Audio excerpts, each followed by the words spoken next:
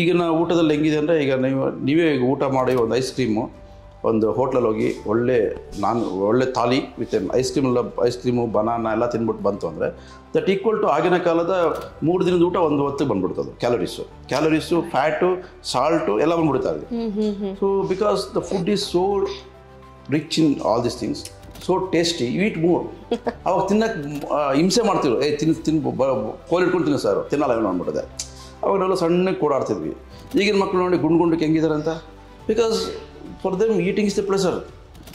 ಪೇರೆಂಟ್ಸ್ಗೂ ಕೂಡ ಮಕ್ಕಳು ಗುಂಡಿಗಿದ್ರೇನೆ ಇಷ್ಟ ಆಗುತ್ತಲ್ಲ. Wrong concepts that concept should not be. ಅದನ್ನು ಪೇರೆಂಟ್ಸ್ಗೆ ಎಜುಕೇಟ್ ಮಾಡೋರು ಯಾರು? Media. So we should educate them.